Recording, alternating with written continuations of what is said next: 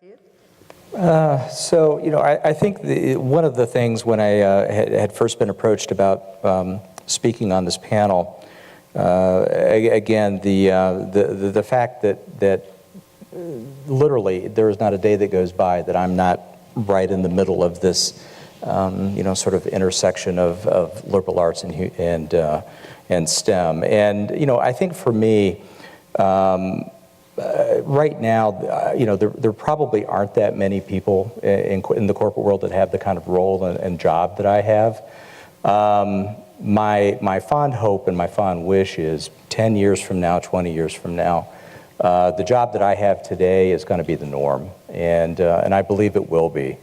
I think that this kind of integrative thinking, this whole brain thinking that we've been describing this evening is going to be the way forward. I think it's going to be how the world runs as we move into future generations, and I'm excited about that. And I'm excited to be at this point in time right now where, yes, I can sort of reflect back on, maybe where there wasn't a lot of dialogue about these disciplines coming together, and yet I can see forward in terms of what it's going to be like when they do. And that's a great place to be. So. That's it. Thank you. Leah? So relationships, pretty much of any kind, work best when they're mutual. And so I would say that above all, especially at this point in time, where this is a topic of discussion, and in Purdue in particular, we're talking about what does it mean to be a world-renowned university for what it does in STEM, but what is the role of liberal arts, is to make sure that the relationship is mutual. And by that I mean that for those of us who are in STEM fields, to be embracing the liberal arts, and for those who are in the liberal arts to be embracing STEM, and you just create this vision of this big group hug, which is a good thing. I'll have to have a policy on that, Mitch. Group hugs are okay. Jackie? I guess the only thing that I would add is a reminder to all of us to remember that universities are very privileged places.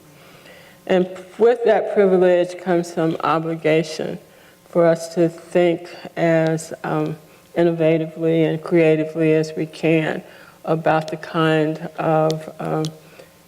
of preparation for the future that we're making for these kids. And I think that part of that preparation includes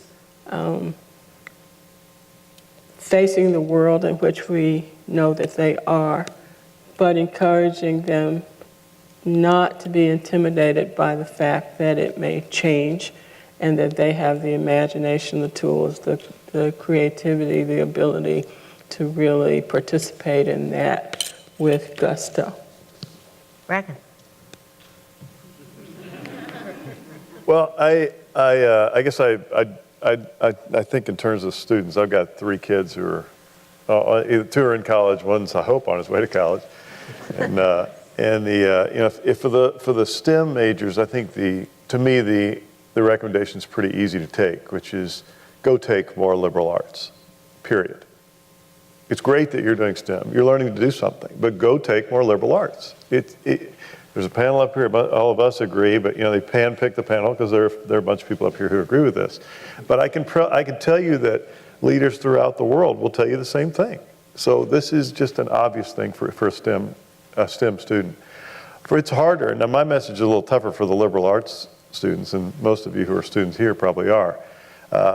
You need to get a practical alternative if you don't know you're going to teach, you're going to write, or you're going to use that liberal arts degree in a very specialized way that you can walk out the door and get a job.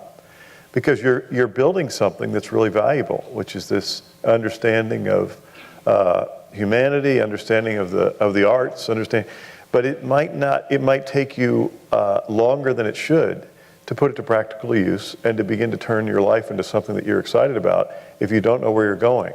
And so when I tell my kids, is it's great to major in the liberal arts, but get an alternative plan too, unless you know exactly what you're going to do. You know, I've been up here, it's the questions that we didn't get to are asking about this. It's like, how do we squeeze this combination of liberal arts and STEM into 4 years in college? It's like, how do we do that?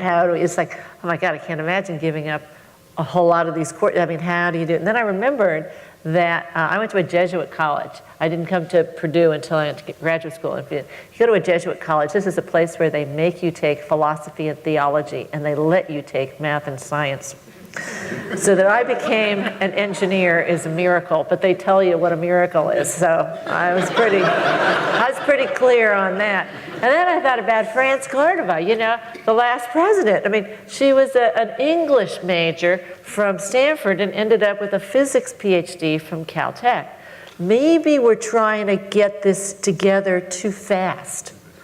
Maybe our science and our engineering schools, which are saying, well, you have the calculus, you got all this, maybe we need to go and look at liberal arts majors and how do we transition them in, and vice versa. Why don't we take the engineers and send them into politics and send them into other places? Maybe we're looking at an arc that might be just a little too long, because you just have to know so much. But of course, in this world today, you just have to know so much. But hey, thank you very much.